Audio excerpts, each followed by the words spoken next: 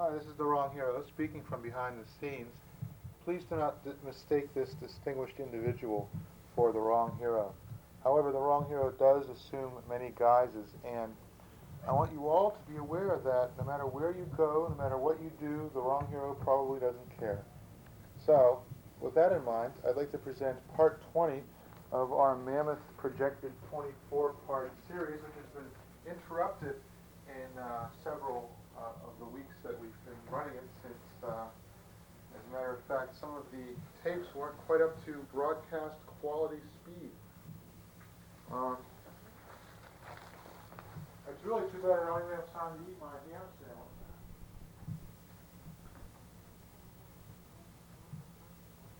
Especially since it's actually a turkey sandwich. But before we start, I thought maybe I'd like to mention the recent tragedy. It's not that recent anymore. It happened on August 31st, and of course you are viewing this, if in fact you are viewing this and not watching the X-Files, or if in fact they are broadcasting it and not something else. The death of Princess Diana followed in short order by the death of Mother Teresa. Well, you know, I'm always made very sad when non-elected monarchs, particularly those of the British royalty, are in fact more or less basically hounded to their deaths. I'm sad and I'm sorry, and I'm even more sorry for all the people who seem to think that this is anything more than a nightly news break. But did you notice, like, they said, oh, well, she's injured but alive. Who was there on the scene and came up with that conclusion? It seems as though they always say that, whenever somebody who somebody really likes meets their end in an untimely fashion, like President Kennedy. He's in the hospital, he's still alive. Yeah, barely, he's a vegetable. Yeah, we're going to pull the plug on him any minute, but he's still alive now. So there's hope for all you hopeless people who call up the psychic hotlines and play the lottery, neither of which, of course, were in existence back when President Kennedy was assassinated. Well, what I feel sorry for is all those people who were so sorry about it. Not that I have any sympathy for the people who were, in fact, instrumental in hounding her to her death, but, they were just doing a job. She was doing her job, being a celebrity, and they were doing their job, hounding celebrities, and, I mean, what do you want? Of course, I was only following orders is the ne plus ultra of excuses given by, yes, the Nazis. And Mother Teresa, it may be disrespectful to mention this, especially at this time when we're all still in great shock over the death of this woman who we are told was Saint Lee.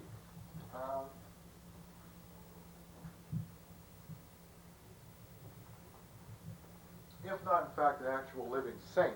Well, the thing is, what most people don't seem to understand is that the Catholic Church does not confer statehood on living people, nor sainthood, I mean. Statehood, that's another question, yeah. Mother Teresa, the state of Teresa, the state of Mother Teresa. No, they do not confer statehood on living people, nor on people who have been dead less than 5 years. It's sort of like getting your face on a stamp. You've got to go through a committee. And actually, the standards for sainthood are somewhat lower than those of getting your face on a stamp. And I'm sure that's coming. I think you have to be dead 15 or 20 years to get your face on a stamp. Well, maybe 10. Elvis got his face on a stamp before, after, about 15 years after he died. As soon as they possibly could, I presume.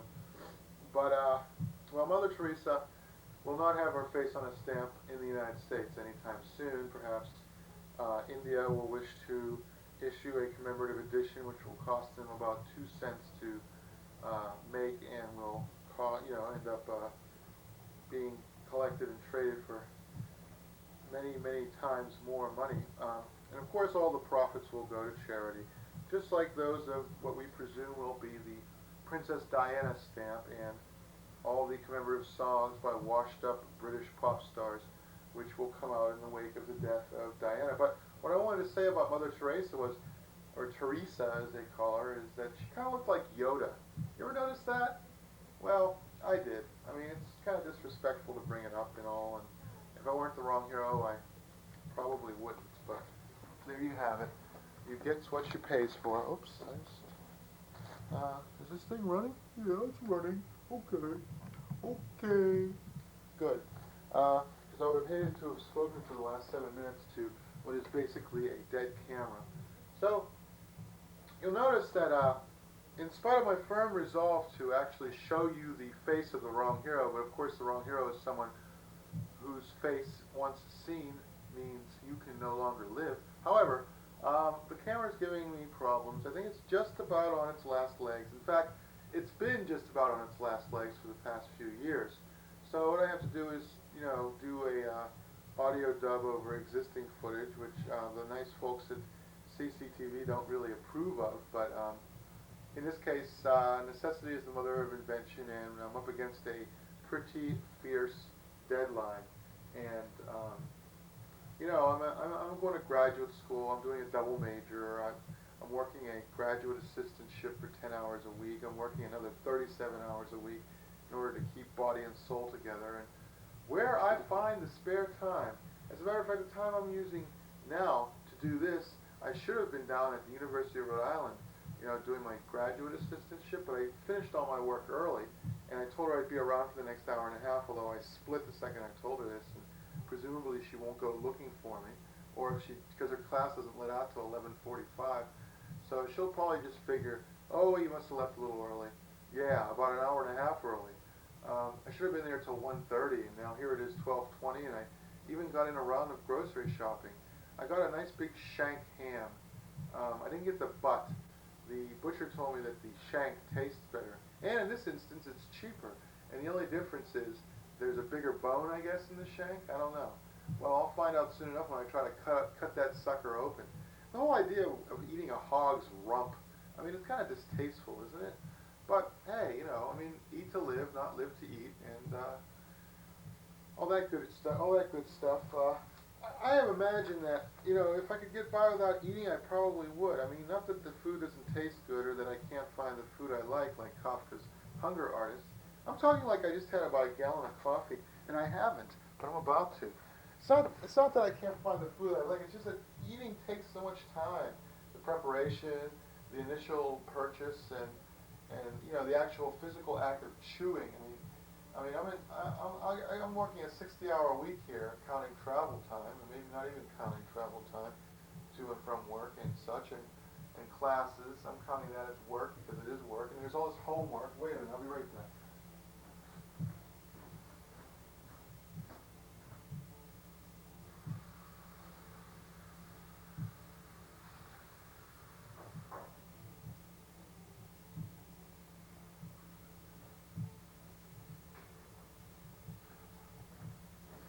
What's going on here? My toothbrush is in the kitchen sink.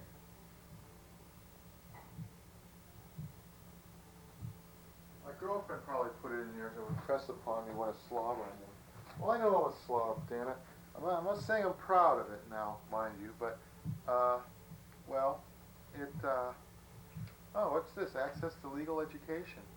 Tuesday, September 23rd, 5 to 8 p.m. I guess she missed it. Oh yeah, I was thinking of going there, but I just didn't have the time.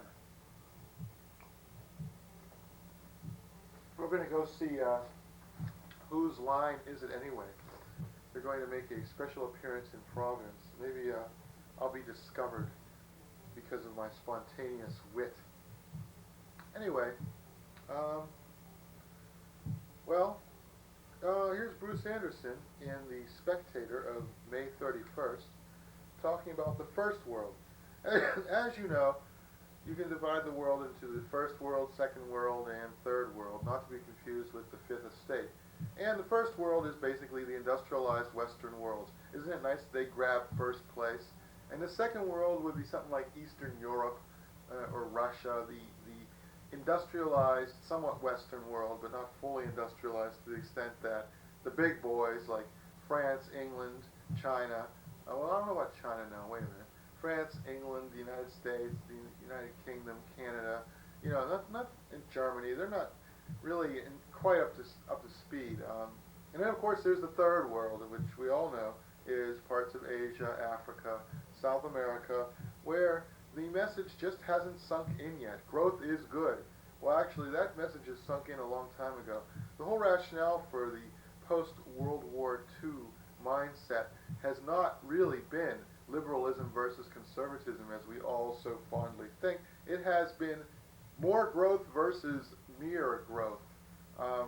In other words, growth for the sake of growth versus growth for a reason. And of course, the ecologists, they nailed all this down, a good 20, 25 years ago with their talk of sustainability. But that's neither here nor there. Bruce Anderson said that the first world was a second fall of man. He also said that kindness can destroy morale more effectively than harshness can. Well, yeah, you got that right. I'll tell you. You have to really suspect somebody who's endlessly, grinningly nice all the time. Like, for example, Bill Clinton, our grinning sinner in the White House, as Paul Johnson stated in the London Spectator of May 31st. Now, when you go to your big library, your big academic library, don't go looking for the London Spectator if you want to look this sort of stuff up. Just look for the Spectator. It is the Spectator. It's not the American Spectator. I call it the London Spectator. I should call it the Spectator UK because I don't want you to think it's the American Spectator I'm referring to. Not that there'd be anything wrong with that. Paul Johnson goes on to state about Bill Clinton that he is indelibly stained, fatally wounded morally, an ethical cripple, leering and simpering at us from his White House asylum. Now, you don't read invective like that anymore, if you get my drift. I mean, those were the good old days, and we will not see their like anytime soon. More is the pity. Wow, what am I doing with the Spectator? Okay, here we go. So, now we're getting into June of 1997. Now, they call August the silly season, but really, the whole summer, as far as politics is concerned, not much happens in the summer. And what does happen gets blown up all out of proportion, like all those people trying to unseat Newt Gingrich, which, of course, the consequences are still reverberating to a certain degree. But, I guess what I'm getting at is, not much going on in politics. But what little does go on is important to discuss in terms of the 1996 presidential election, which ostensibly this is a continuation of. We are more or less discussing the aftermath of the 1996 election, and that is the whole purpose and rationale of this entire presentation thus far. I am speaking extra slowly, not because I think you're stupid, but because I know you're stupid. One of my old jokes. Sorry, forgive me if I've offended you. Anyway, so the wonderful Paul Johnson goes on to state, has Bill Clinton ever done anything in his entire misspent life which has not been slippery, mean, mendacious, or downright crooked? One wonders. No one who has been 5 times elected governor of a state like Arkansas can possibly be honest. But never in my worst imaginings did I contemplate such a specter of triumphant amorality. The American people are, to some extent, willing accomplices in his awfulness. Even monsters might have redeemed themselves if only someone had known how to press the right moral nerve in their tangled ganglions of crime. The man's response whenever another of his misdeeds is uncovered is to emit further puffs of lying smoke. His eel-like agility in slithering through the minefield of charges blowing up around him is indeed impressive. Well, then again, Oscar Wilde might respond to this by stating, "Praise makes me humble, but when I am abused, I know I have touched the stars." And of course, George Melly, in the same issue of The Spectator, mind you, refers to The Spectator itself as that often diverting Bible of reactionary provocation, Sort of like what the New Republic might have been and what National Review could have been, but of course aren't. A state which sets targets of hatred within its boundaries cannot avoid the unwelcome complexity of smashing the wrong people, says Anne McElvoy, in a surprisingly liberal sort of fashion. Of course, it's not extremely liberal anymore to decry the influence of the state. As a matter of fact, it's kind of conservative.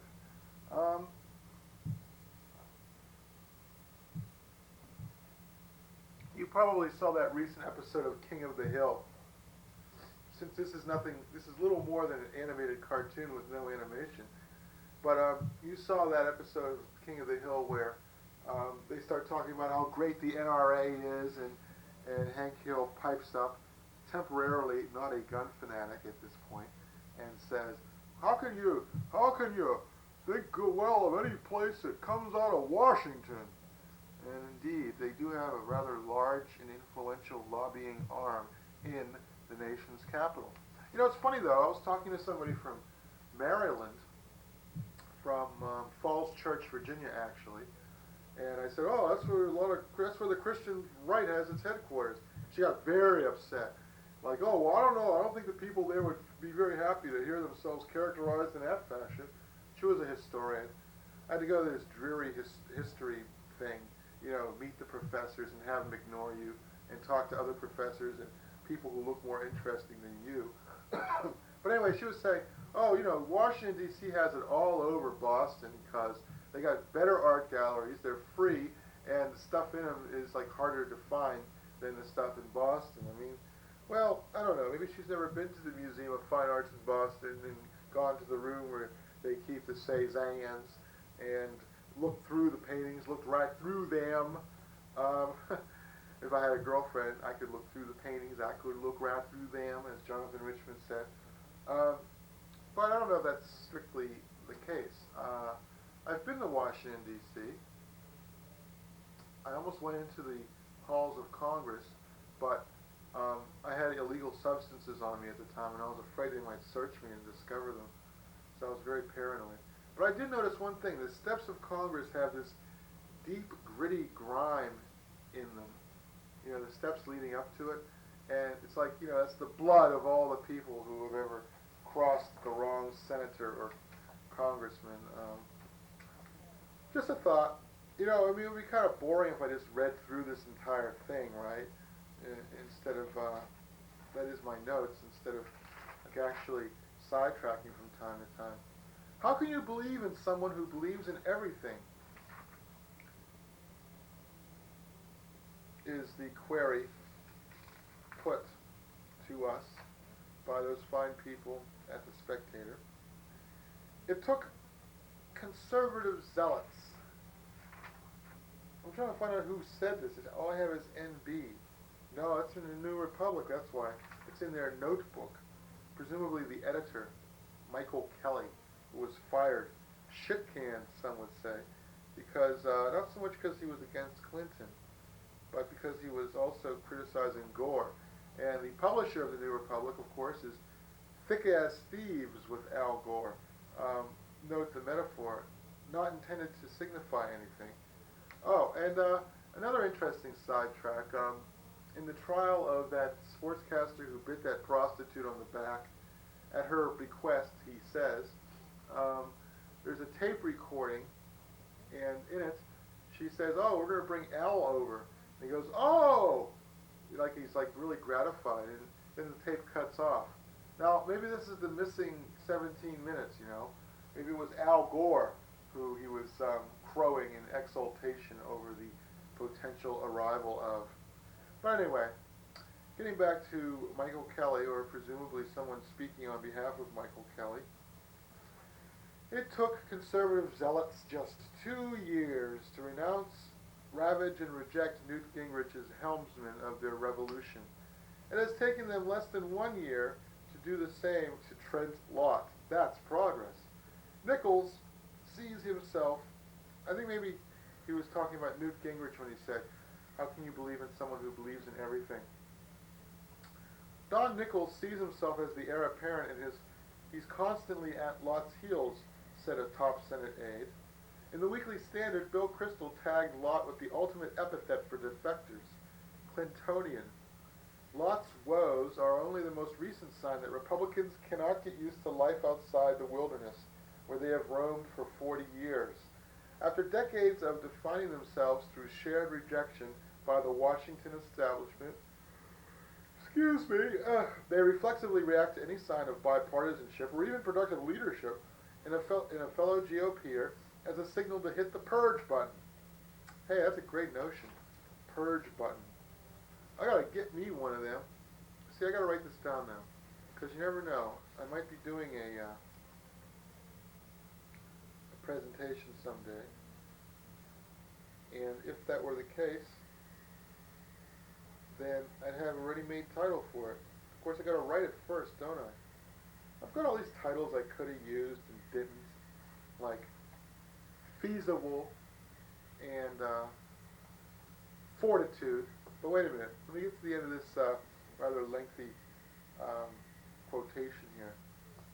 After decades of defining themselves through shared rejection by the Washington establishment, the Republicans reflexively react to any sign of bipartisanship or even productive leadership in a fellow GOPer as a signal to hit the purge button. It's like shark-infested waters up here, says one GOP aide, only we're eating ourselves. The amazing thing is that Republicans have largely achieved their ends. Welfare, federal spending, all with a Democrat in the White House.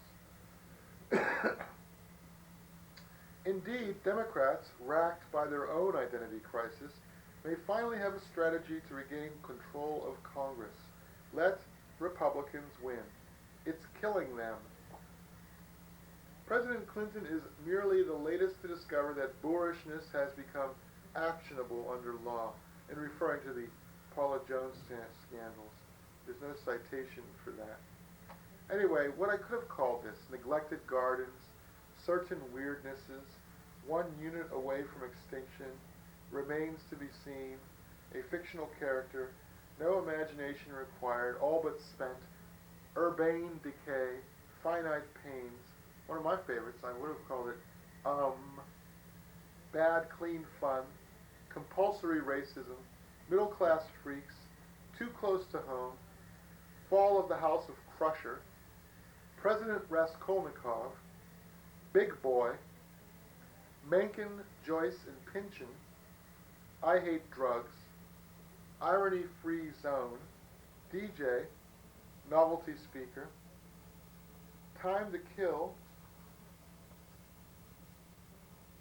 Spegia, Force, and of course I could have called it Purge Button, had I but known.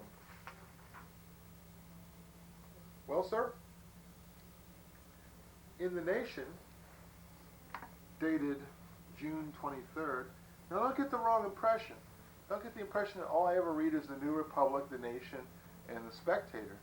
Oh, no. No, I read Time, Newsweek, U.S. News and World Report, and all the other things, too. I read the National Review. And when I say read, I mean I read these things. I mean, maybe not word for word, verbatim and seriatim, but I do go through them, sifting them for these hidden philosophical nuggets, saving you the necessity of doing so, and giving you an opportunity to quote me, mock me verbatim, like some sort of sinister parrot, as you go to fancy parties and say, well, Trudy Lieberman in The Nation of June 23rd said, the media avoid uncomfortable topics that strike too close to home. How do journalists report on the environment, business, and issues of war and peace when these same issues touch on the interests of people they work for? Asks Studs Terkel. Good old Studs. They often don't. Almost by osmosis, journalists absorb the negative signals about what is permissible coverage. When they are told a particular story is boring, too complicated, or takes too long to do, they get the message and end up censoring themselves. What a journalist is told when something doesn't fit is that nobody's interested in that. That's an acceptable reason if it's true, says Bagdikian, Ben Bagdikian, noted media critic. Hitting Macy's spurious sales on WCBS TV was okay as a gee whiz, look what they're doing to you one-shot. The sizzle, however, was gone when the story got too close to the bottom line. Press self-censorship, in the end, breeds more cynicism and dooms public dialogue.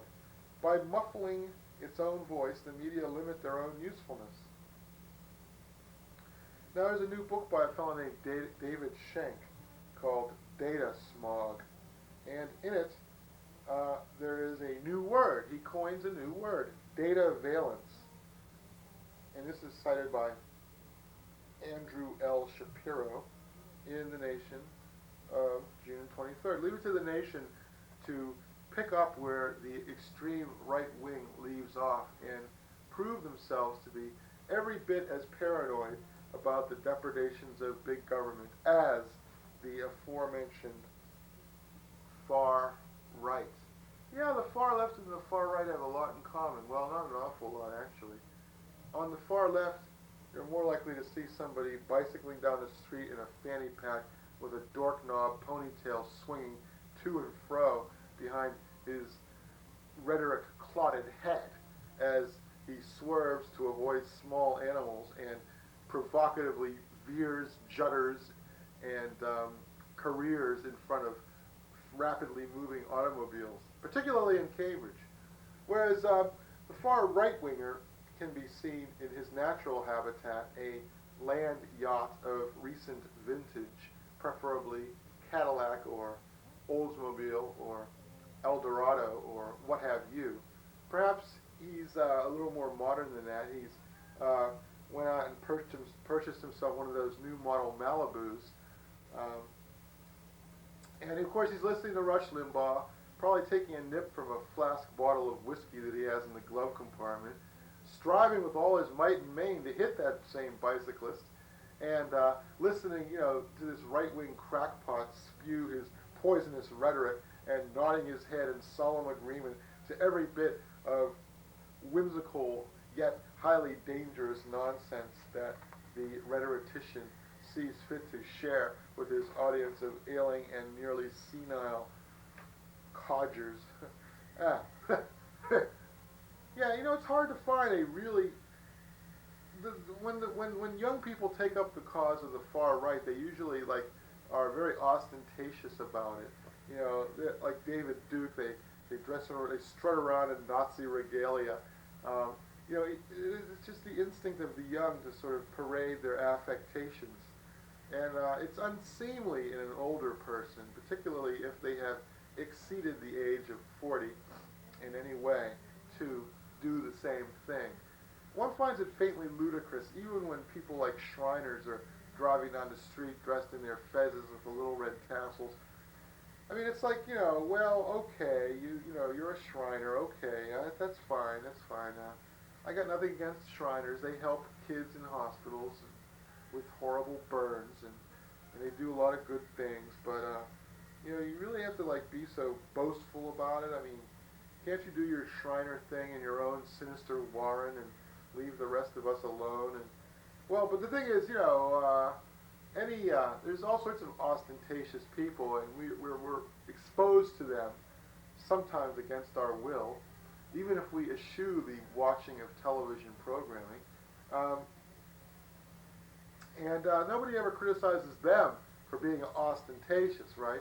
It's only the nobodies who are acting ostentatious that we see fit to bring the hammer down upon. The Shriners don't have their own TV show. That's the upshot of all this. I mean, the closest they get to that is a cameo on the Jerry Lewis telethon. But, that wouldn't be a bad idea. And if anybody knows Eric Motti, who, of course, is anti-Mason, as well, of course, as anti-secretary, you might want to pull his coat and tell him about this.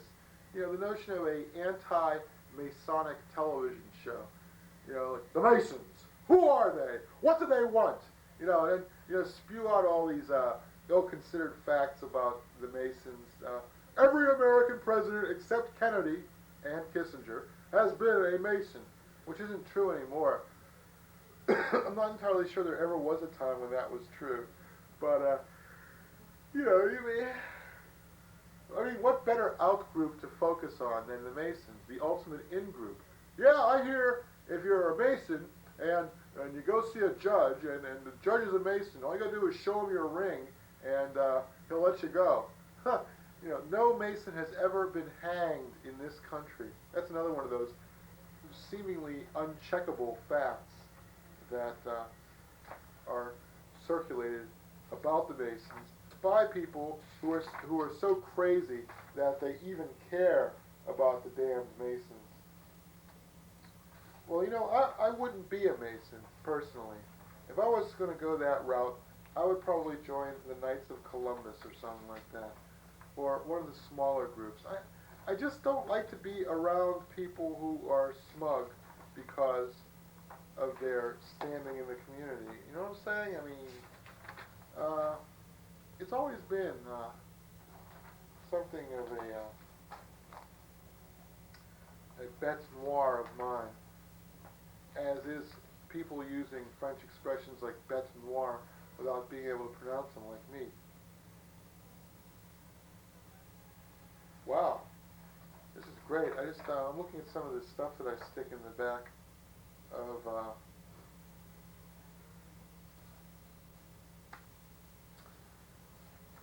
see, I've been sort of gathering up a file of quotations, specifically those having to do with hell. That's not initially what caught my eye, but that was ostensibly the reason I photocopied this page. I guess it's in master plots, or I don't know.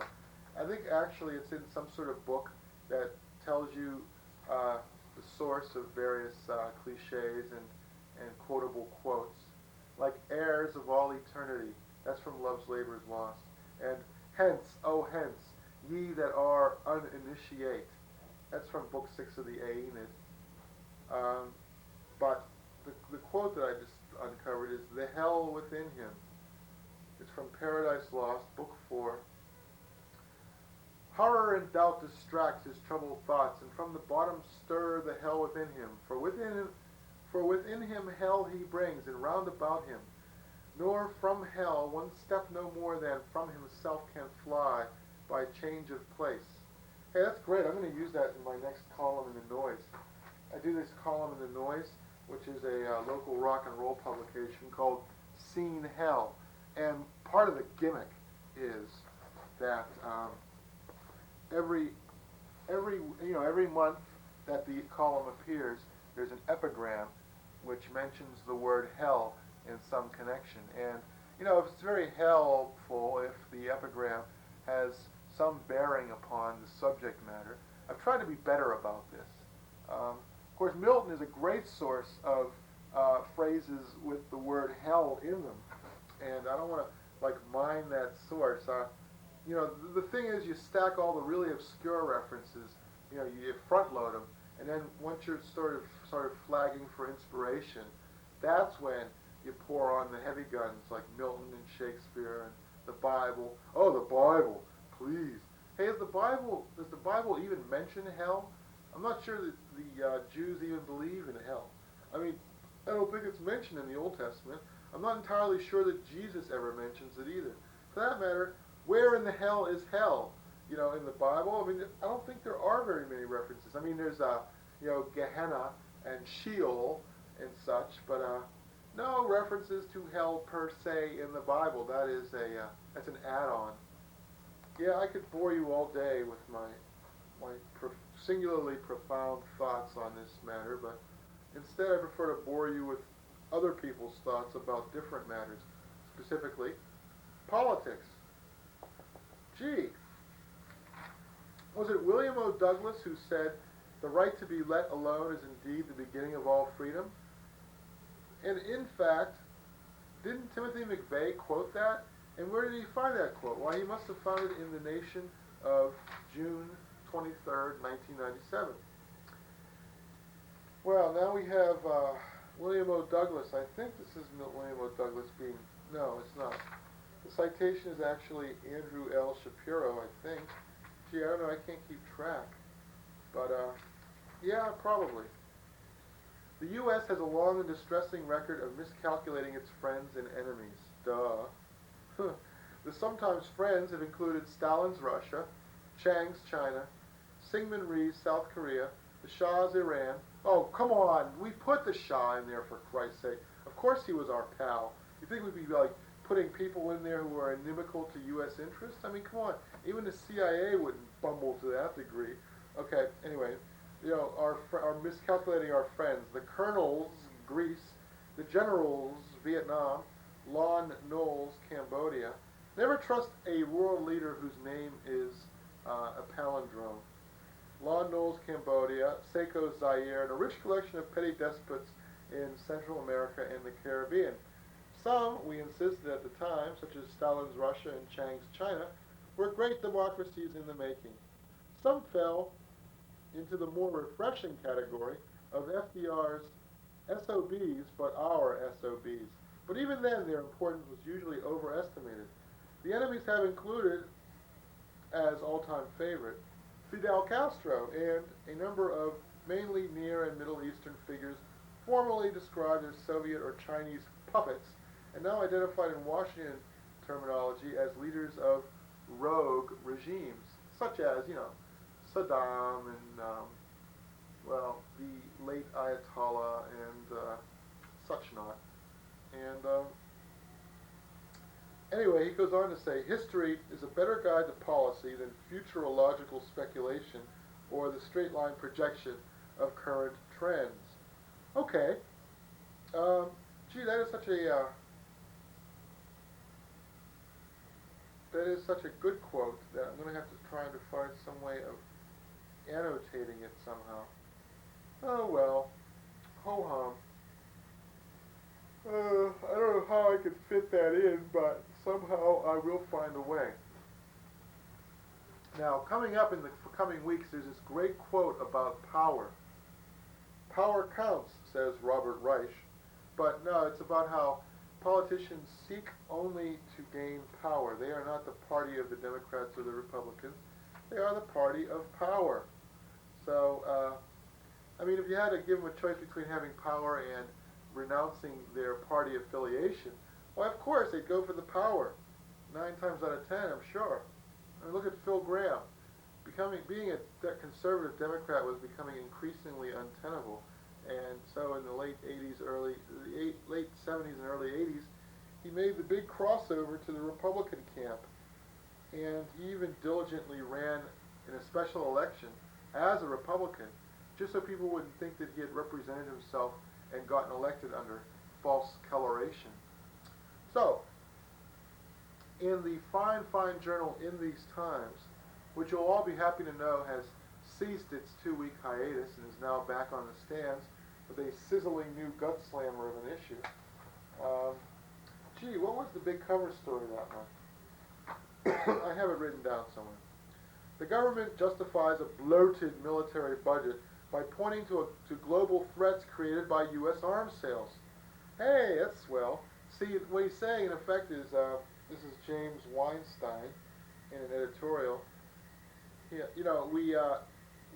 say, oh, the world is full of threats. We have to continue spending money on military armaments. Oh, what are the sources of these threats? Well, we manufactured all these military armaments and we sold them to other countries, and now they're threatening us with them. That's the source. So we're the source of our own threat, basically. It's like we're our own worst enemy. Like Ronald Reagan and George Bush, Bill Clinton has consistently forced cuts in domestic programs, and like Harry Truman and Ike Eisenhower, although, Truman and Eisenhower would have done differently if they could have, one does not get that feeling from Ronald Reagan and George Bush. As a matter of fact, didn't Richard Nixon manage somehow to shave a little bit off the military budget? I'm not sure about that, but I know that Jimmy Carter did. Carter was the last president who even tried. And Jimmy Carter is looking better and better. The 3 presidents who followed him have been nothing short of disastrous, to tell you the truth. Ronald Reagan, builds up the deficit. George Bush fiddles and diddles, and And Bill Clinton, well, let history be the judge, because I don't have my black robe on today. Well, what I'm getting at here, like Ronald Reagan and George Bush, Bill Clinton has consistently forced cuts in domestic programs by keeping military spending high.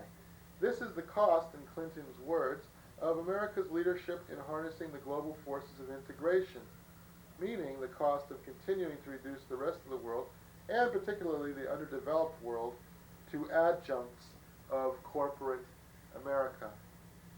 Well, I should reveal at this time that I am taking a course in American history since 1945, taught by Professor King as part of the College of Continuing Education at URI. It's taught in Middletown, at the Middletown, Rhode Island High School.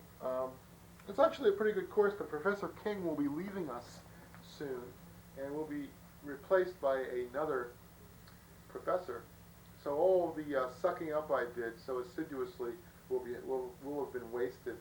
But at least I'll get a good grade on the midterm, hopefully. But this is what we're discussing now, the whole Cold War period, and Harry Truman, and the United States as the major geopolitical entity at the conclusion of World War II. I mean, France was devastated, Britain was broke, and Russia had also kind of been creamed, actually. They lost like 20 million people out of a population of something like, 200 million. They lost like 10%. They were decimated. That's the true meaning of the word decimate. And if you studied Latin, you'd know this. It means you lose 1 out of every 10 of your soldiers. So yes, Russia was, it is fair to say, decimated. The United States, by means of comparison, didn't really lose that many people. I think they may have lost, I think it was, their casualties were less than 1% of their entire population.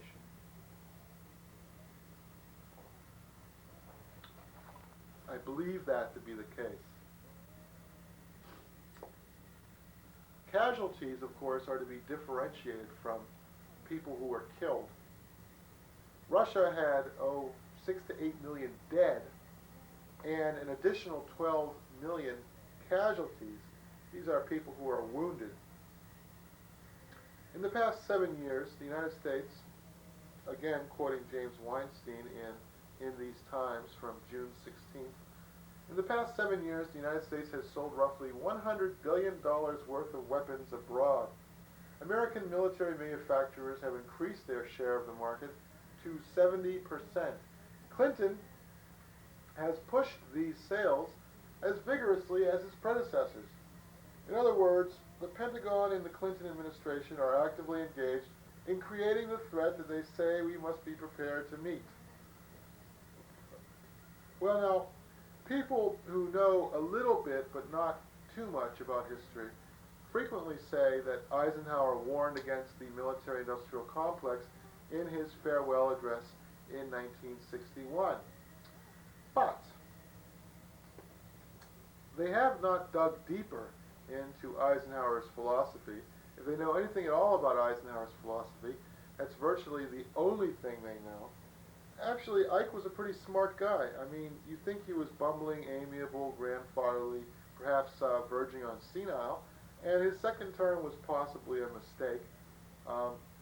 But Ike had an ideology, and what he was hoping was that businessmen would be able to curb their rapaciousness and work in concert with government in order to create a better world for all. He wanted to avoid the excesses of the Franklin Delano Roosevelt, Harry Truman new and fair deals, in which government intervention became increasingly the order of the day, and instead replace it with a sort of business government type of interregnum, which to a certain degree he was able to do, but he didn't, because his aims were so ambitious, because he was such a moderate in so many ways, and hoped to make moderation the keynote of his administration, he was more or less doomed to failure from the start. He shuddered at the notion that politicians would appeal to special interest groups in order to maintain their hegemony. As a matter of fact, that's one of the reasons he did not like Richard Nixon very much, although of course he chose him as his vice president, because he saw that Nixon was brutally ambitious. And when Ike warned against the military-industrial complex, this was not a sudden revelation on his part. He had been talking of these matters for at least 10 years prior to that. Now, you think it might be kind of funny for a retired general to warn against the military-industrial complex. But he saw it in action, and furthermore, he had high hopes that he could get some people on his Joint Chiefs of Staff who would not be so fixated on their division of the service and constantly be lobbying for more money for, say, the Air Force versus the Navy or the Army versus the Marines. But, of course, he was unable to find any career generals to be on the Joint Chiefs of Staff who did not have these predilections. And he was very disappointed by his Joint Chiefs. He was not particularly pleased with some of the members of his cabinet either. Many of them were businessmen, and he had hoped that he would be able to select people who were not only businessmen, but people who had allegiance to their country and put its interests very high up in their scale of priorities. However, that was not always possible. It wasn't always possible for him to select the right people. So Eisenhower is looking better and better because, you know, he did not, although it was the Cold War, his foreign policy was more defined by withdrawal. He pulled us out of Korea. He did not rescue the French at Dien Bien Phu in 1954. You know, he stayed out of Vietnam. He stayed out of the Suez Crisis. When the Russians invaded Czechoslovakia, he didn't do anything. Or should he? In Hungary, ditto. Of course, Czechoslovakia was 1967, but that's neither here nor there. Hungary is more to the point. But he didn't say he'd do anything. At Yalta, Roosevelt, Churchill, and Stalin all agreed that the Soviet sphere of influence was to be in Eastern Europe. Because the Soviets had taken such huge losses, and because they were still our allies at the time, we more or less said, okay, Eastern Europe, buffer zone. Poland, we don't like it, but, well, you're going to put your puppet government in there. I guess there's not an awful lot we can do one way or the other except make a lot of noise and, you know, start redefining your role as aggressor. Sinner more than sinned against. Well, they are, you know, Stalin's regime was a sinful regime, but it was also one which had been egregiously sinned against as well. So, anyway, Eastern Europe was in Stalin's pocket, and we more or less stood by and let it happen. But we figured we could probably contain the Soviets, and the sphere in which we sought to contain them was in Asia. Sometimes, says William J. Volonté, sometimes people on the left fall into the trap of thinking that nothing is better than something as long as it has the correct line. Like, you know, no furs are better than fake furs, and fake furs are better than real furs. Politically correct intellectuals who confuse rhetoric with reality and hyperbole with fact, says George Fish. Rich people do what they want. Poor people do what they can. Yes, indeedy. After oil, I suspect women are now Russia's biggest hard currency export. It's not at all what we hope to find at the end of communism, says Yelena Kochkina. God forbid I should get her name wrong. She might come and hunt me down. I heard something. Peter Ustinov said that Toronto was a kind of New York operated by the Swiss. And as a matter of fact, all the squeegee men who were driven out of New York by Giuliani, seem to have been reincarnated on the streets of Toronto, which the business of squeegee cleaning is the new economic model. Sustainable begging, says Peter Ustinov. Well, in Newsweek, the conventional wisdom watch refers to Senator Jesse Helms as a tin pot pinhead. This was, of course, at the beginning or near the beginning of the whole Helms-Weld controversy. And it's just a sign of just how slow the news cycle was proceeding in the summer, that the Weld thing should have gotten so much exposure and coverage in the press. Of course, you know, there's little love lost between members of the elite press and Jesse Helms. And for that matter, there's little love. He's sort of the bête noire of the middle class, of the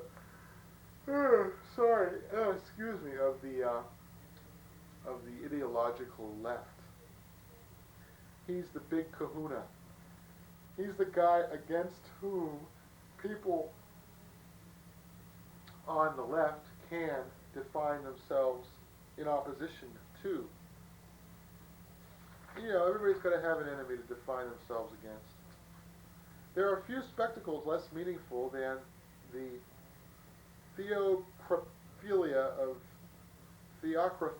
of politicians, most of whom still get very skittish when the discussion moves into specifics, apropos of not much, cited from Joe Klein.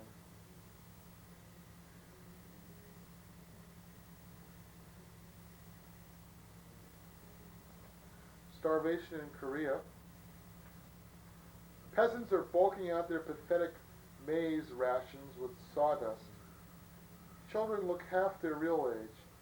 Black hair turned orange through lack of protein. Hey, I'm going to have to try that. Evidence mounts that the Chinese granted the Democrats most favored party status, says, predictably enough, the New Republic. By the year 2050, the U.S. will be a place that George Washington would not recognize, says Peter Brimelow. What he's really saying, of course, is that it will be predominantly non-Anglo-Saxon, non-white. But, well, no sense in being accused of a racist if you can use weasel words and phraseology to squirm your way out of it. Now let's see, according to the World Press Review of July 1997, Helms is the Republican, a paradigmatic conservative. He would deploy our big business everywhere with only self-imposed restraints, says Elizabeth Lansing. Well, sir?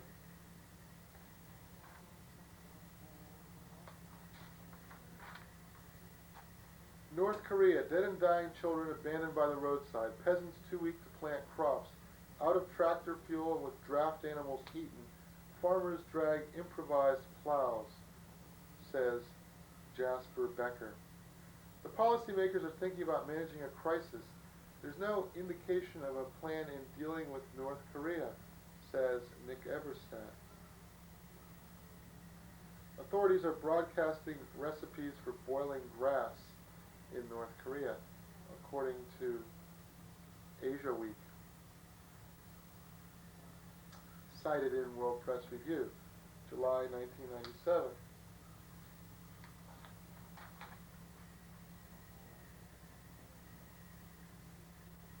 Wow. Don't forget to buy We All Shine On, the stories behind every John Lennon song, 1970 to 1980, published by Carlton Books, by Paul Dunoyer. Well, I'm going to write that one down. Hey, I'm going to get me that book. Yes, sir. That's for me.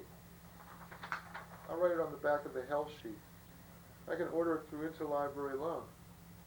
Whereas it may not have been published in this country yet, in which case I would probably have a hard time finding it at any library. What kind of library would buy a book like that anyway?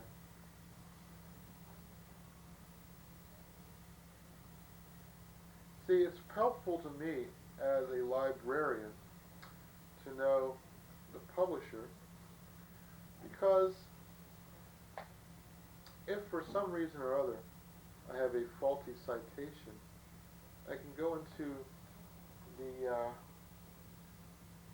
I can go into another level of record keeping. They do they have the MARC record, and you can find out what books a publisher has published in the last year. Every single book can be looked up simply by typing in FINPB slash 1977. And then I can find out if Carlton Books came out with any other books besides this one, and if so, whether any of them are of interest to me. We see it in kids, in idealism.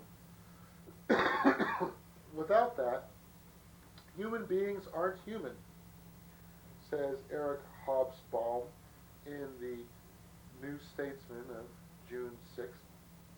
If you want to ask certain central questions of history, namely those of the historic evolution of societies, as to what it is that structures societies and causes society to change, you have to recognize the enormous importance of Marxism. If you don't accept these questions, history becomes just one damn thing after another. Well, that's the story of my life, my friends. In addition to introducing an element of ethics into foreign policy, a more important task is to get together with other countries to see what can be done to limit the effects of free market globalization. Cited from the same journal by, I guess it's Eric Hobsbawm. Here's a W.C. Fields website. It's at www.geocities.com. Gotta check it out, dude. Radicality is an end-of-career privilege, says Baudrillard, cited by Ivor Morgan. What kind of a guy has a name like Ivor? You gotta ask yourself,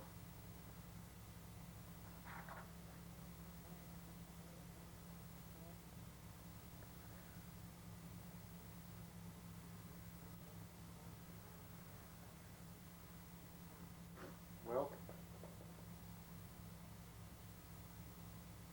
by the way, the Cove Motel up in Orleans will be hiring next summer, in case you guys are looking for a job. Just thought I'd mention that. In fact, they were so desperate for help that they went out to buy a help wanted sign, but so many other places were so desperate for help on Cape Cod that she couldn't find a hardware store that had a help wanted sign. They had all been sold out, and presumably she had to venture to Boston to find one, or at least to some nearby Massachusetts town not on the island. You know, Cape Cod was an island for the longest time, and it wasn't even connected to land until, oh, I don't know, about 60 years ago. An interesting fact. The tradition of the public monument or memorial, the need to satisfy the basic human need to reflect the human dimension, is not easily or wisely abandoned, says Frederick Hart in The Economist. Now, a lot of the times you'll cite something from The Economist, and there won't be an author to cite it from. That would make it kind of difficult to use it in scholarly research. But you can cite it by the title, but you get to know the page number. And if you haven't notated the page number every time you've made notations from The Economist, then you're shit out of luck, son. You got to go back to the original issue and find it. And if you haven't cited the page number, it means sifting through about 100 different things. So I tend to go through the Economist seriatim to a greater extent than the other journals. Race pollutes every institution, even the law courts, says Economist. There is a stout tradition of politics of posing as something you're not. You must have right-wing instincts without being rabid right. You must appeal to voters, but also be acceptable to party activists. Youth is an asset. Disloyalty disqualifies. It helps to be nice. This is about the Tory party in the United Kingdom.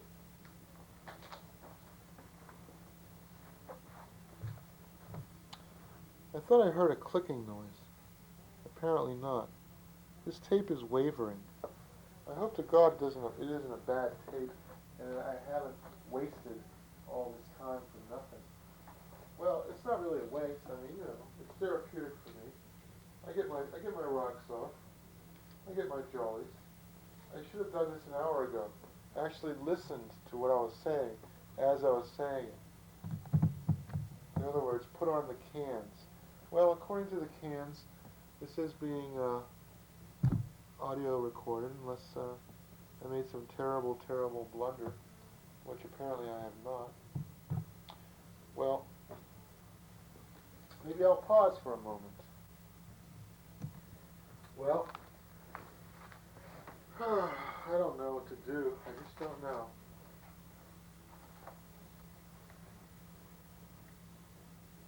In 1910, we noticed, according to George F. Will, the phenomena of a rising clerisy of experts, of which, of course, he is the principal one.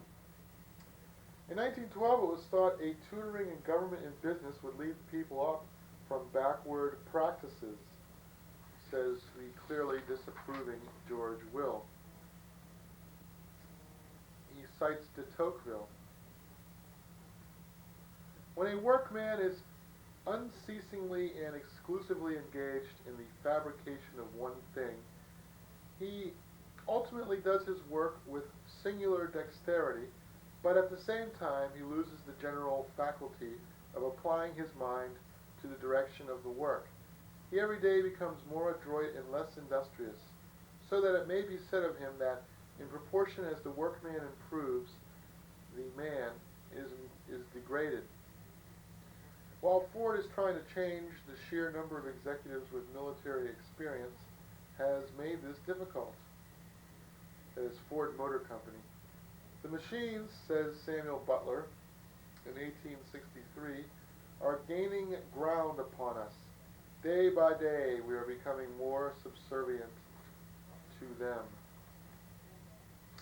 Well, on a different tack, the Big Ten group of countries that are becoming important enough to affect the entire world economy: China, Mexico, Argentina, Brazil, India, Indonesia, Poland, South Africa, South Korea, and Turkey. That's sort of like, the G9 plus 1, or the G7 plus 1. It's the addenda.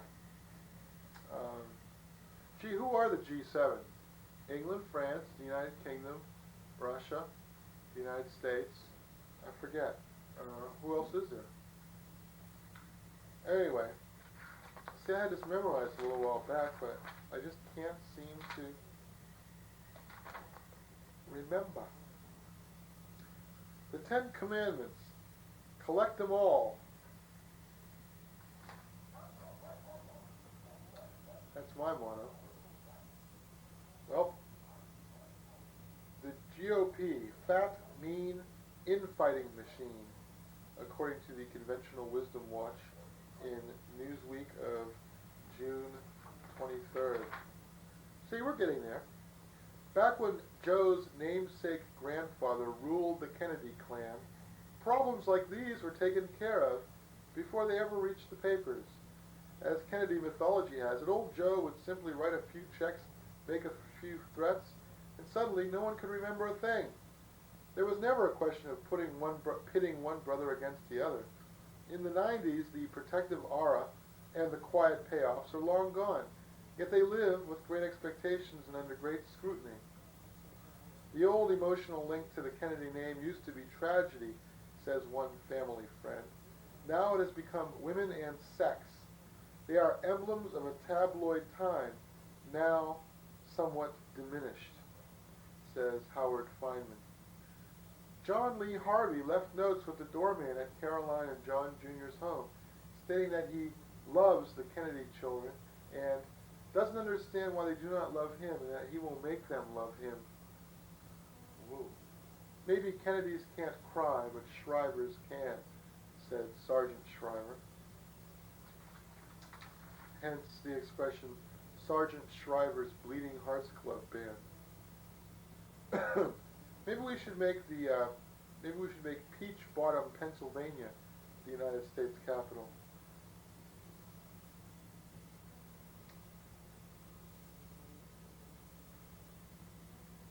JFK Jr. in year 2000 New York senatorial run, if Moynihan drops out, remains to be seen. Plenty of bad stuff happened in the 60s. Throwing a wrench into the war machine was not one of them. Respect and admire the men who fought struggle against the policymakers who sent them there to die, says Mark Stein in the American Spectator, of all places.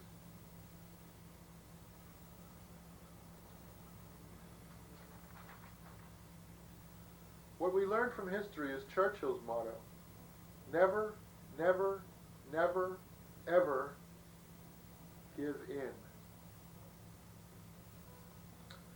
Young men die so old men can give their version of it. Aging generals and admirals are always fighting the last war, cited by Ellen Fotheringham in Maclean's, the Canadian News Weekly, from June 23rd. You know I'm getting desperate for citations here. The futurist from July, August of 1997 said that one of the possibilities, one of the wild cards of the future might very well be that the United States economy fails and there is the rise of an American dictator. Chaos and uncertainty increase due to rising crime and the failure of government to deal with it and other problems. A strong, charismatic individual offers to fix the problem as long as a couple of the constitutional rights are set aside for a couple of years so he can clean up the system. The inner cities. Once lost, rights guaranteed under the Constitution may be irrecoverable. How strongly these rights are missed by citizens may depend on how well the dictator solves other problems perceived to be more imperative. That's like giving some clinically obese person fen-phen. There's a 1 chance in 3 that their heart valve will give out because all that serotonin is being pumped into their brains. But, you know, we got to do a triage thingy here. The Civil War in the United States based on conflicting ideas. That's another prediction for the future. Like, is it a breath mint or a candy mint?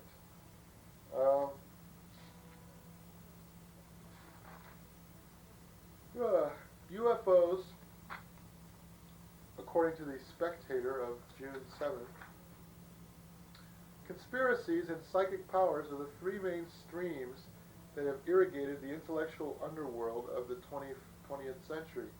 A kind of Jungian collective nightmare in which malevolent space aliens, unnamed government officials, and serial killers with psychic powers came together in a darkening landscape to dance a weird quadrille.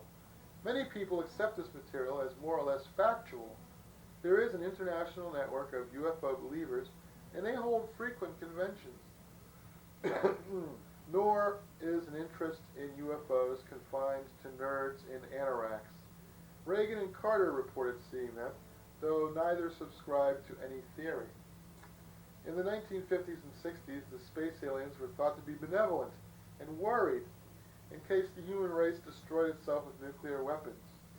Jung, 1959, considered that flying saucers reflected a religious vacuum at the heart of modern man.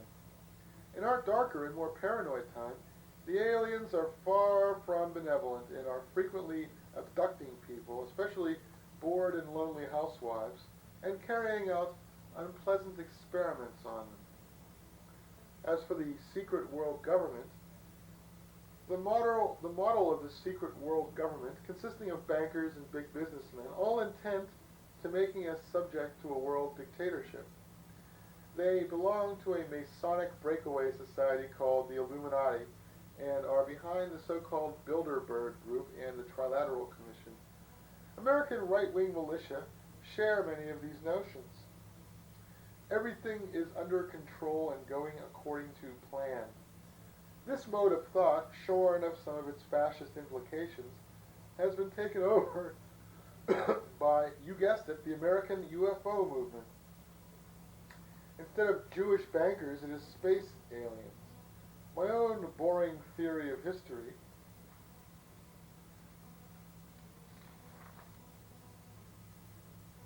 Michael Harrington goes on to write. Well, let's see. Yeah, I guess it must be Michael Harrington. My own boring theory of history, BTH, states that the true explanation of any mystery is the most tedious explanation consistent with the facts. At the end of the dream, we wake up to our mundane world where things are what they seem to be most of the time. So, take that, UFOologists. Without Aido's Greek, shame, awe, fear of punishment, respect, there could be no honor. Unless a hero was able to judge what others considered shameful, he could not expect the status or high valuation in other people's eyes that he craved.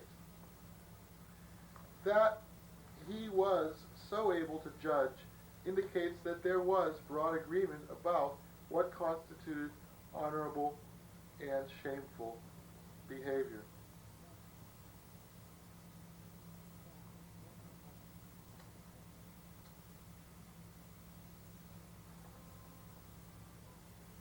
So, applause as we proceed. I have spent my adulthood discovering that every single idea held by the majority of people in the northeastern United States is wrong, says John Podhoretz. But of course not the notion of trading on your father's name in order to become successful in an enterprise which he originally was successful in. Joe Camel Band, the essence of domestic policy Clintonism. A gesture that polls well but doesn't actually do anything serious and does what it does badly, says David Tell. Now, could this be the Weekly Spectator that we're reading? Yep. That's June 16th. He is, bar none, the best single communicator the Republican Party has, the best since Ronald Reagan, says Frank Luntz on John Kasich. What he's got, you can't teach. The language and the message he uses is better than anything any pollster could come up with. I stopped doing language with him because everything I told him he just took and made it better. The man just tests through the roof. Democrats, liberals, everybody. I'll say, they want him to run for president, and they say, yes. I'll say, isn't he too young? And they say, I don't care. I want him to run. His synapses seem to fire at twice the rate of any normal human being. More than any other Republican, John Kasich occupies the center of gravity of the Republican Party these days. America can't be separated from its values, says John Kasich. There needs to be a synchronicity between the church and state in America. The state has so secularized society that it's paralyzed us. He goes on to state, the perfectly admirable crash self-improvement course that politicians often undertake when they are about to go national. Kasich has never been particularly comfortable with the party's right wing. He is not ideologically or temperamentally a movement guy. He prefers to call himself a populist. His long-standing crusade against, quote, corporate welfare, his long-standing crusade for Pentagon reforms and for environmentalism. Hey, he's my guy. This is the way we will govern this house and govern this country, by making tough decisions and coming toward the middle to serve our country. He is not only a populist, but also a cheap hawk on defense and a supply-side deficit hawk on fiscal policy. The oxymorons have served him well. Few politicians have received such consistently glowing press. He is well loved by establishment big feet like David Broder and Al Hunt as the kind of Republican you can do business with, which means in the conservative lexicon, the kind of representative who gets rolled. Part of the frustrations conservatives have is, we won. It's kind of hard to figure out who you're going to fight with and what you're going to fight about anymore. I think that's because, I think that's a cause of celebration. But now these people are mad because who are we going to fight? Says John Kasich. Bill Clinton is like a Republican. There's no way to declare defeat on this. There's only a way to declare victory. It's just silly for these conservatives to be griping. They've got to realize that debate is kind of over. Ronald Reagan won, says John Kasich. An ex-staffer of John Kasich says, he is the most intense human being I have ever met. He doesn't listen. He yells at his staff a lot. Really, when he's terrible to work for. He's unbelievably stubborn. But it's because he actually believes this stuff. There's no calculation. None. Fair enough. We were the last generation that thought we could change the world. And do you know what? I think we still can, says John, soon-to-be President Kasich. Kasich tries hard to connect. He can be refreshingly colloquial. Look, you've got to have rewards for risk-takers in this country. If you take the reward out of risk-taking, only idiots will take risks. It is immoral. It is a sin to take money from Carol and from Joe and to give it to people who don't want to work. My point of view, again quoting John Kasich, basically comes from the underdog. I guess I'm kind of obsessed with fairness. You know, I've been in politics 20 years. I got into this because I'm a doer. I go out there and do. I'm not one of those guys who wants to talk about all the problems. I want to talk about what we can accomplish. I'm a risk taker. I swing for the fences. I'm just who I am. This isn't an act. It's not anything I'm trying to do. I'm just a regular guy. But he's not, and he knows he's not. Regular guys seldom talk about how regular they are. Again, quoting from this long eulogy, written, I should remind you, by Andrew Ferguson. John Kasich is extraordinarily expert at selling his ordinariness, even as he refuses to apologize for his own political courage. He is unapologetic, too, about his passion for bipartisanship. Friendship means more to me than making a bunch of Republicans happy. Friendships are not to be taken lightly in this world, and you know what? There's a lot of Republicans who watch what I do with people on the other side of the aisle, and they're beginning to learn. If there is a prototype for the late Clinton era, it is John Kasich. He's a hero to the sophomore class of House Republicans, says Luntz. The revolutionaries of 95 are the bipartisans of 97. They value comity above all. There's a sense of the loss of personal control, that culture's collapsing, that their kids aren't safe, that they're not learning, or that the country's dangerous. These are the things that are really gnawing at people. These things have to be talked about, and they all get down to this problem of values and justice.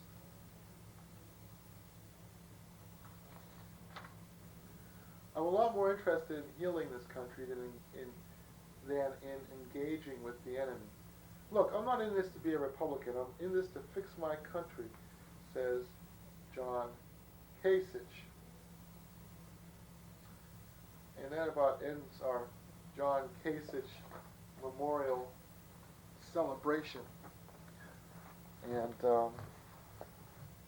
since we have 40 minutes left, and since I only have 20 more minutes before I have to get in the shower, well, I think I can swing this.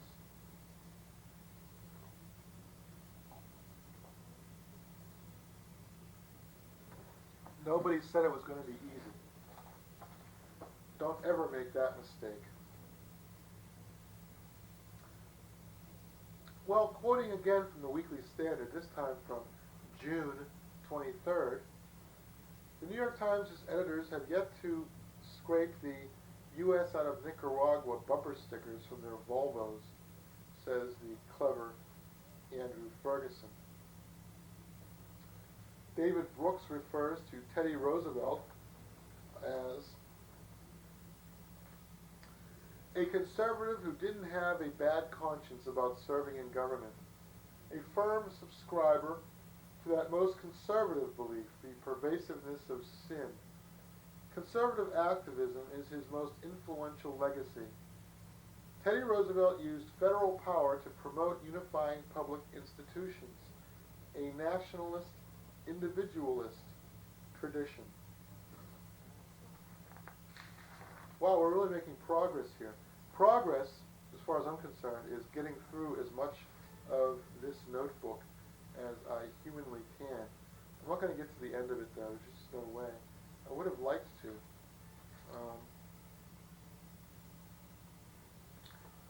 Well, if I hadn't have wasted the first 40 minutes of last week's presentation in being funny, then I'd be a lot further along in this week's presentation than I am. Oh, we're moving up. I mean, we're starting to finally catch up. I mean, I was like 6 months behind when I started this, and now, well, we're only about 4 months behind here. We're in June, July, August, September. Yeah, about 3 months behind. So, Clinton has become such a right-wing president that my services are no longer needed, says right-wing journalist Ambrose Evans Pritchard in announcing his resignation in Extra magazine of June 1997. And now, George magazine from July of 1997.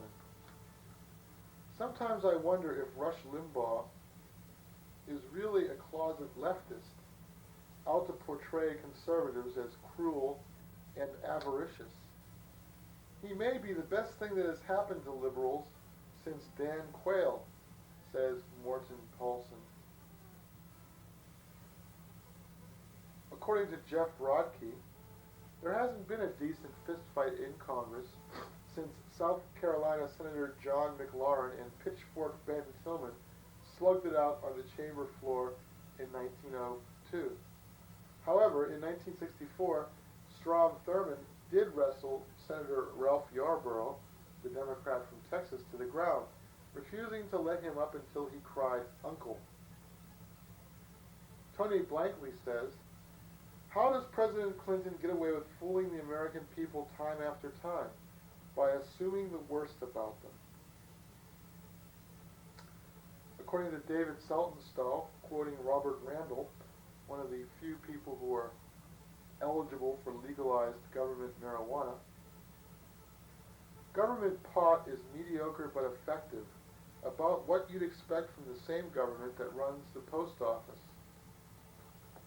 Ralph Reed is quoted as saying, "Why is the Christian rights spokesboy JFK is quoted as saying about Ralph Reed, "Why is the Christian rights spokesboy opting for the thug life of a campaign hand?" That's interesting that John F. Kennedy Jr. is even aware of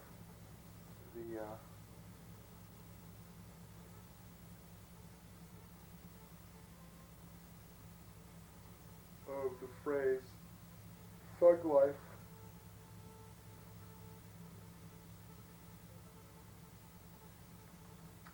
"I claim no higher truth than my own perceptions.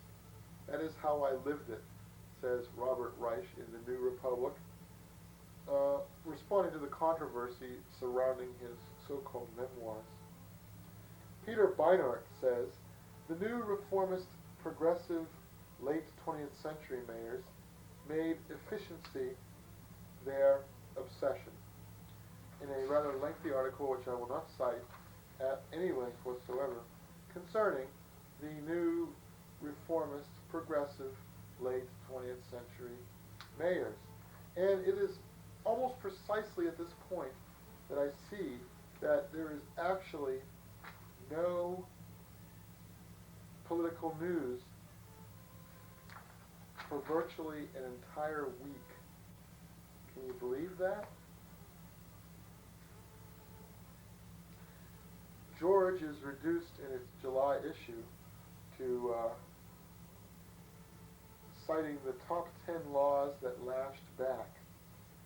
The Social Security Act of 1935 and the Aid to Dependent Children Clause, the Community Mental Health Act of 1963, which caused homelessness, the Civil Rights Act of 1964, which caused racial quotas, the Voting Rights Act of 1965, which lost the Solid South for the Democrats and created minority district gerrymandering, the Immigration Act of 1965, which gave us 40 million new immigrants, the Supplemental Security Income Act of 1972, which benefits 770 million children, the Federal Election Campaign Act of 1974, which gave us political action committees, the Superfund Act of 1980, which ended up costing us not $5 billion but $24 billion, the Economic Recovery Act of 1981, which caused our national debt to triple, and the Garn-St. Germain Act of 1982,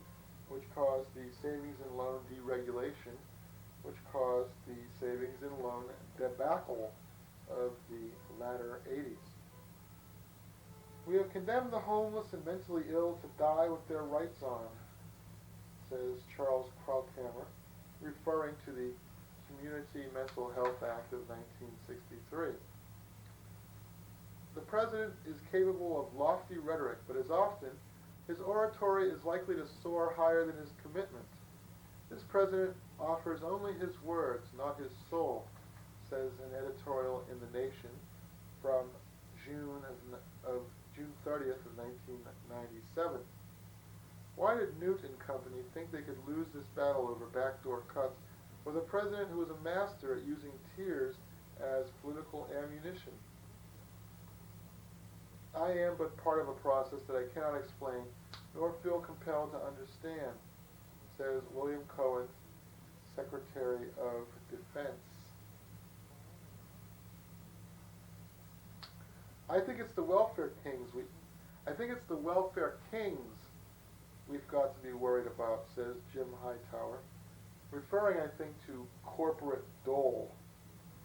Not Bob Dole, but corporations receiving funds from the government. It is this ideology of autonomy that informs upper middle class life, even when real autonomy is just a myth, says Susan Douglas. You see change happening when there has been an accumulation of grievance until it reaches a boiling point, says the noted historian Howard Zinn. And then we have a long patch of no real political news for a while. Right around the end of June, there really wasn't an awful lot. Then, when there's no news about politics, then people start digging into their notebooks from their college history classes and try to find some sort of apropos quotation. For example, Florence King in the National Review, for which she writes the Misanthrope's Corner, which is on the last page of the National Review, and which I'd say 9 times out of 10 is the best thing in the magazine. That's a nice way of saying it. 9 times out of 10 her column is worth reading. And since her column is so good compared to the rest of the magazine, that means that 9 times out of 10 it is the best thing in the magazine. And the other time, there is nothing good in the magazine. That is to say, when Florence King doesn't write a good column that week, there's not an awful lot in the National Review worth your close scrutiny, except maybe for the little love notes that people send to William F. Buckley, which vie for each other and just how obsequious they can be in praising Mr. Buckley for his purported erudition and way with words. It's like, back when Buckley started the thing in '54, conservatives weren't exactly known for either their erudition or their ability to formulate ideas. And so, 50 years later, he's still coasting on that reputation. He must be getting kind of long in the tooth.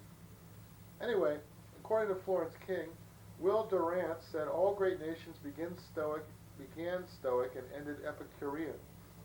In the United States, we began as sympathizers and will end as empathizers. We sympathize with people whose troubles are different from ours. We empathize with people in the same boat. Empathy is a female game designed for boffo displays of intuition and finer feeling. Somerset Maugham got it right when he said, "There's not much kick in the milk of human kindness." Empathizing with everybody is like sleeping with everybody. Eventually it makes you frigid, at which point you decide it's a lot less trouble and just as much fun to empathize with yourself.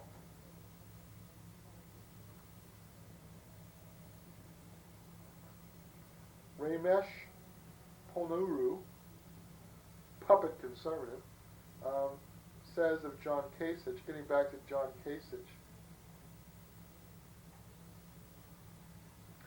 if there is a connecting thread in John Kasich's political thought, it is populism rather than conservatism. I think that those guys, over at the National Review are sort of reacting to the Weekly Standard's big cover story puff piece on John Kasich. And so they get their favorite, they get one of their foot soldiers to smear Kasich in this manner. Although it's not really a smear per se, it's more in the nature of a caveat. Before all you red blood, red meat conservatives start stampeding onto the bandwagon of John Kasich, keep in mind ye, he's not really a conservative. He's a populist. Haley Barbour says that the year 2000 will be the most open nomination contest since 1940. And very recently in Time magazine, another pundit, whose name I do not have at hand, has been quoted as saying that the year 2000 will be the most interesting presidential campaign in American history. So I better start preparing for it now, because most of the people who are the front runners have already begun preparing to run in the year 2000. I mean, back in the good old days, a candidate wouldn't declare his presidential ambitions until December of the year before the election cycle. So you had people like Bill Clinton, who had already done all the groundwork, but didn't really start going to all the factories at 6 in the morning until around November or December of the year before. In other words, time was when running for president would take an entire year of your time, but no more. Now, running for president, like running for Congress or running for the House of Representatives, more specifically, has been telescoped so that you have to begin laying the groundwork a minimum of 2 years before, the actual contest. So by roughly December of 1998, which after all is only a little more than a year away, you will see most of the people who will be frontrunners in the presidential race will have already either declared their intentions or made their intentions plain. So how do you like that? We only have 1 year to wait, and then we have a 2-year presidential campaign. But it'll be a cold campaign, in much the same way that there's a Cold War and a hot war. So I have just, in my brilliant way, of course, I am the hardest working genius in showbiz.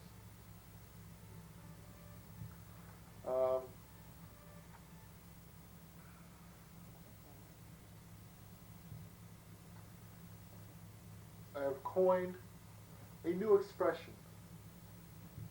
It's not that great, actually.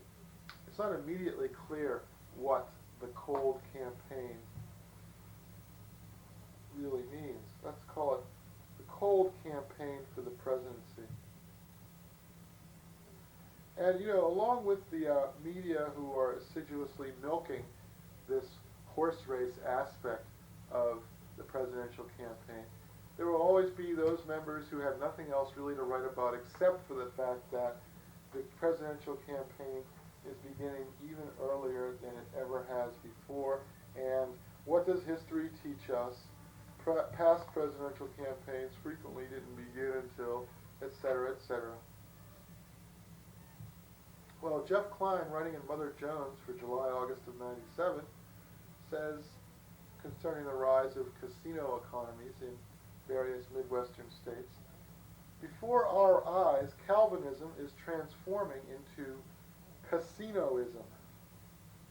I told you they didn't have much to write about in the summer. Details matter, especially when they wound real people, says Margaret Carlson in Time magazine of June 30th. The Stalingrad dilemma. Any decent person wants both sides to lose, says that clever young man Andrew Ferguson. I'm not sure I'd call it a dilemma exactly. People fuck you again and again. That's the truth of humanity, and I deal with it by accepting it, said the noted political pundit Michael Tyson. Not citizens, but data subjects, says Caroline Daniel on an increasing... She must have read that book, Data Smog. She's cited in the New Statesman of June 13th.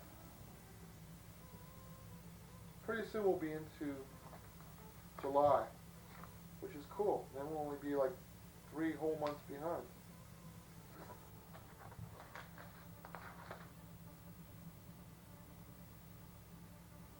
Now, here's something you got to remember.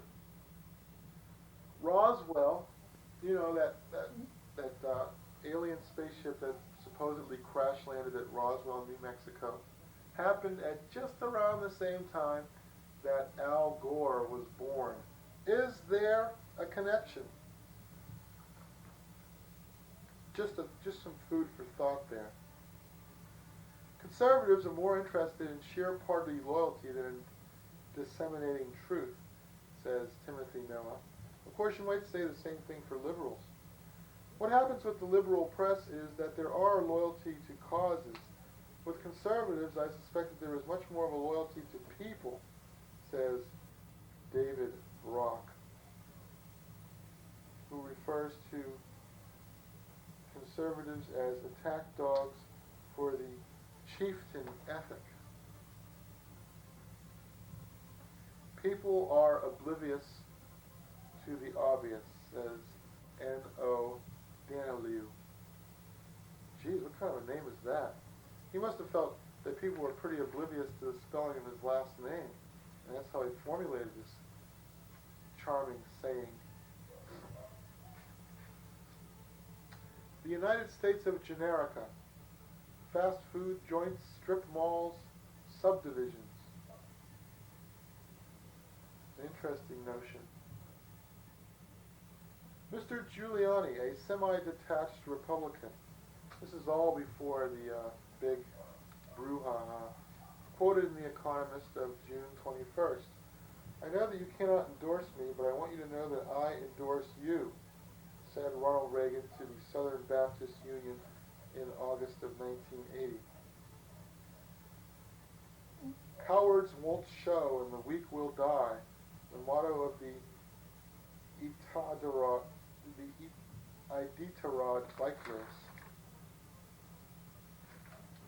Well, again, a big dry patch in the political coverage until we get to the New York Times book review of June 22nd, 1966.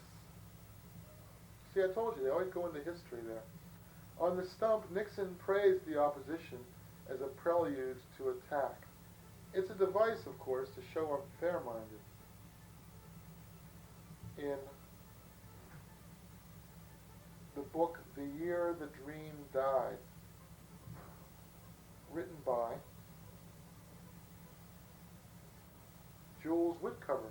In fact, they just got this book at the library. It's about 1968. I would love to have the time to read it. But when do I have the time to read it? I mean, I want to read Don DeLillo's Underground, USA, whatever the hell it's called, or The Underworld. I forget what it's called. It's going to be routed to me today. I'll be the first on my block.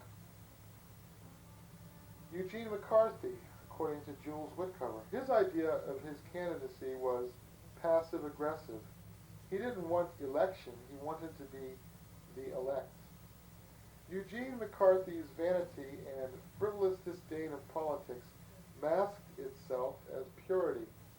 LBJ left an impression of politics as an ignoble calling.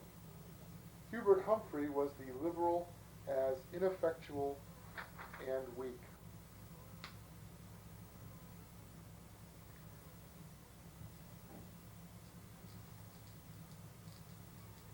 Well, this is rather odd. Neither the Republican nor the Democratic leadership has the stomach for a good fight, says Samuel Francis. Neither the Republican nor the Democratic leadership has the stomach for a good fight over anything. One reason for that is that for the last 4 or 5 years, both parties have substituted scandal-mongering for good old-fashioned politics. Gee, I wonder what he means by good old-fashioned politics. But that remains to be seen.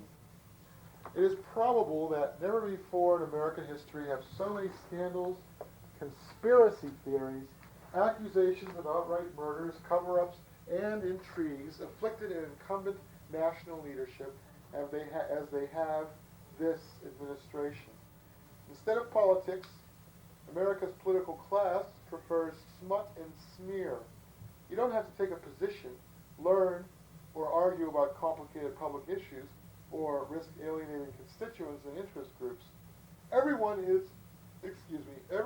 against corruption, and the politics of smut and smear simply allows public leaders to avoid real issues and denounce their opponents as crooks or liars. A political culture that once produced the oratory of John C. Calhoun and Daniel Webster now ponders the veracity of stories about the first phallus. Political allegations acquire greater value precisely because they are unprovable and irresolvable. Until the Republicans grasp the moral seriousness of the charges they are hurling, few Americans will be inclined to regard them as anything more than politically expedient spittle. Well, now that China has been given the status of most favored nation, I guess they'll be producing Torture Me Elmos. This is a joke that was recorded in the Weekly Standard. No explicit reservation was stated, but Ferguson repeatedly quotes Kasich's self-praise. This could be an implicit display of Ferguson's limited enthusiasm for his subject, says Lawrence H. O'Neill. That's like the biggest news story of the early part of the summer, the fact that the Weekly Standard did this lengthy write-up on John Kasich. According to the Freedom Forum, 89% of journalists in Washington, D.C.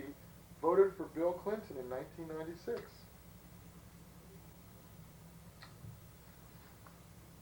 Her recruiter called her 100% politician with all the instincts and wiles. Said an acquaintance of hers, she wants to be FDR, Sinclair Lewis, Bernard Shaw, Mademoiselle Curie, and Greta Garbo all together. This is, of course, about Claire Booth Luce, who was the other big story of June of 1997 because of the big article that appeared, all the articles that appeared about the recent biography. We will conclude the new portion of this episode of Spinning, The Wrong Hero, in a presentation entitled Spinning, which, strangely enough, I haven't gotten around to announcing until just now, by a quote from Ken Kesey, cited in These Times from June 30th. "You're playing the game," Kesey announced to the 1965 Berkeley anti-war rally. The Pentagon and the anti-war movement were largely identical in Kesey's view. Each ardently believed in a dead-end game of egotism and fruitless order. "It is the only thing the martial spirit can't stand," Thomas Wolfe wrote. "A put-on, a prank, a shuck, a goose in the anus."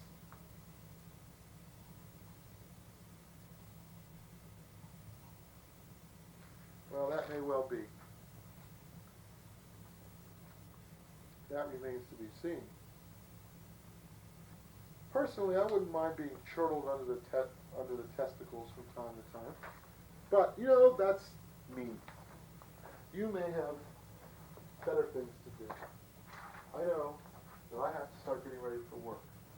So, what I'm going to do for you is play a rare rehearsal tape. I probably only broadcast this on one other occasion.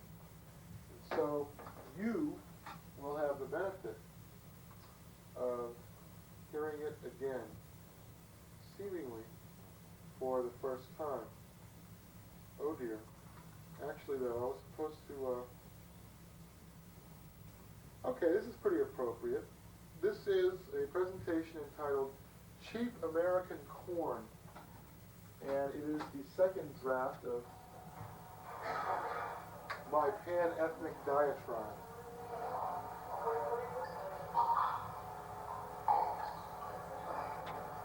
Yes, very attractive. Well, and it stands to reason that it would be considered attractive by such a personable individual as yourself, because I'm the wrong hero. I am always in the wrong place at the wrong time, and everything I do is wrong. And that basically is my superpower. And I'd like to welcome everybody to the Pork Chop Lounge, as though my welcoming them here has any bearing whatsoever on the case, since they had been here for at least an hour. So welcoming them is sort of a redundancy in a sense, since they would be here regardless of my having welcomed them or not. I'm the wrong hero, and I am a metaphor for America. Don't know what the fuck it means, but I like the sound of it, so I'll say it again. Because I hear you Earth people have to have things repeated 3 times before you understand them. I am a metaphor for America. I like the sound of that. I am a metaphor for America. Thanks to the hash on the wall. I know what it's like to be an American, because I too have come from a far-off place to seek my destiny in a totally indifferent land, for I am an alien. Do I make something of it? I will prove that I am an alien by showing you my license plates. This one says, "Get out of my way, Earth meat. I am the wrong hero." And this one says, "This mass of corrosion and diesel stench belongs to the wrong hero. I hate everybody, and everybody hates me." You know, I've been all over this great country, north, south, east, west, and let me tell you something.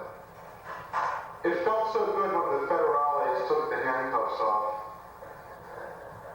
so I could go to the bathroom. I'd like to discuss today the history of ethnic slurs in the United States. I guess it all begins with 1491. 1491, a date which will forever go down in history. 1491, the last good year for the Indians. Well, around the time of the 1500s, the Spanish conquistadors came. Now, some have said that the Spanish conquistadors were cruel and rapacious tyrants. Others, in their defense, have stated that the Spanish conquistadors were siesta-taking, a.k.a. sombrero-wearing, red wine-drinking hotheads with wicked sangria hangovers who weren't responsible for their actions because they were alcoholics. That Native American I just played alive, I should be in a 12-step program. I really should. Here, let me sell my helmet to him. Yes. Well, and then in the 1600s, the British came to North America. Now, the British were regarded by more than a few as snobbish, inbred, bulldog-loving, Henry VIII worshipping drunks with horsey teeth. But this is what gets me. Anglicans. The only people in the world who are stupider than Catholics. Anglicans. I mean, really, if you're an Anglican, you die, you go up to heaven, and you're a Catholic, and you die, and you go up to heaven. Now who do the Catholics worship? Jesus Christ, our Lord and Savior. Who do the Anglicans worship? Henry VIII, a bearded savage glutton who killed 5 of his 8 wives. Whose side are you going to be on come Judgment Day? Jesus, our Lord, or Henry VIII, step inside. Bend over, sailor. The sailor is home from the sea. Well, a lot of people felt that all the British really wanted to do was eat crumpets, drink tea, play cricket, carry umbrellas, wear pit helmets, and read Rudyard Kipling's Take Up the White Man's Burden. And yet, to be perfectly fair to the British, we still have very strong ties to the British Commonwealth, even to this day. Because, as we all know, the British will always resist tyranny until the last American is dead. And remember, there will always be in England as long as there's a Fort Knox. Well, in the 1700s, the French began their settlement of the North American continent. They bartered rather, with the Indians for furs, and the Indians preferred to trade with the French because they were fair-minded and didn't go around killing them in carload of lots. But behind their backs, the Indians referred to the French as wine-slurping, breeze-stinking, snail-eating, tongue-kissing, syphilis-infested, pornography-reading, adulterous, incomprehensible philosophy-writing nitwits.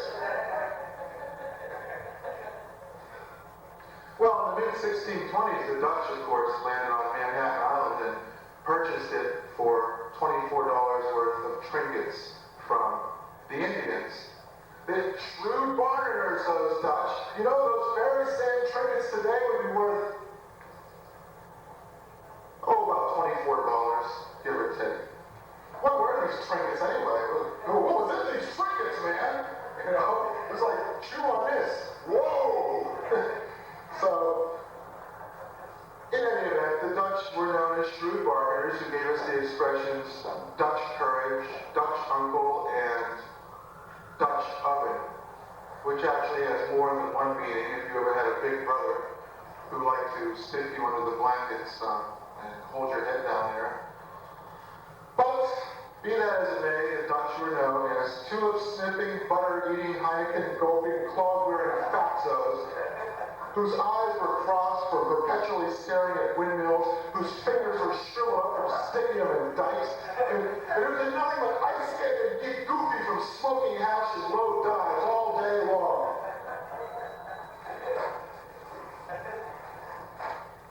Well, in the 1740s, the Scotch came to the United States. Yes, the Scotch. Oh, that's really weird. The Dour Scotch were known by their neighbors as dress-wearing, whiskey-drinking, miserly skinflints. But to be perfectly fair to the Scotch, They invented whiskey Italians. Now, some saw the Italians as crooked cigar-smoking, olive oil slurping, dagger-wielding, mafia-fearing, hope-worshipping, greasy, garlicky, spaghetti-eating, sex-crazed, emotional fascists. Others, in their defense, stated that they were born dictators whose biggest ambition was to bark incomprehensible orders at their betters. The Italians were known for resenting their fathers, adoring their mothers, driving their sons insane, and turning their daughters into sluts with big hair. Oh, I might want to mention that they hadn't won a war in 2,000 years. Just put the icing on the cake. Well, this influx from Southern Europe also included the Greeks. Now, many derided the Greeks as bazooki playing, ouzo drinking, baklava eating, olive munching, stuffed grape leaves slurping, pistachio crunching, sailor cap wearing, black-haired, bushy eyebrow, tin horn chiselers who reeked of sardines. Well, along with this influx of Southern Europeans came an influx of Eastern Europeans. For example, the Hungarians, who some called goulash-eating, paprika-reeking, suicidal whiners. Or the Poles, duck's blood-drinking, vodka-swilling, clumsy, thick-headed, stubborn, oafish lumps. Around 1900, the Turks were the most despised minority in America. And even today, the Turks are known as curd-killing, heroin-smoking, fez-wearing, pastry-gobbling, and pathologically cruel. Which brings us back to the Spanish conquistadors. Now, if only the poet had his act together and gotten that 12-step program laid out, man, those Spanish, they wouldn't have been doing all those atrocities. They would have said, human sacrifice? Raw. Be my guest. I don't care. I'm not going to enable you in any way, but nevertheless, if you want to climb up to the top of a rickety pyramid and smear a temple wall with goat's blood, be my guest. I'm not going to stop you. Just ignore that Mensadarian friar over there. He's a little goofy. He hasn't had any water in 18 hours. Well, in the 1960s, a lot of Americans began questioning the basic assumptions of American history that they were brought up on. For example, that is to say, our treatment of African Americans. Now, African Americans, strictly speaking, weren't immigrants. They were brought here involuntarily in 1619. And around the time of the Civil War, Abraham Lincoln promised them 40 acres and a mule. But of course, he died before he could fulfill this promise that he made. But if he had given each of the emancipated slaves 40 acres and a mule, then today we might see something like this. Yo, yo, yo, yo! Hey, brother, can I borrow your television station? No, my brother. You must buy your own. Also in the 1960s, Americans began questioning their treatment of the first Americans, Native Americans, or Indians. Many Americans said to themselves, we've broken every treaty we've ever made with these proud people, and what's the result? Indians are poor. They sleep on old army blankets. Indians have got disease from old army blankets. Their filthy teepees smell like gopher shit and old army blankets. They're forced to live on fat dogs and palomino ponies and old army blankets. Why? They weren't even born here. They came across on the Bering Strait hundreds of thousands of years ago. Give back those army blankets, you thieving redskins! Is what many Americans say. This presentation has been brought to you by the Eskimos. Makers of blubber products for your home, including Blubber Clear, cruelty-free blubber, I can't believe it's not blubber, fat-free blubber, free-range blubber, my little blubber, country time blubber, pickup blubber, Mighty Morphin Power blubber, Teenage Mutant Ninja blubber,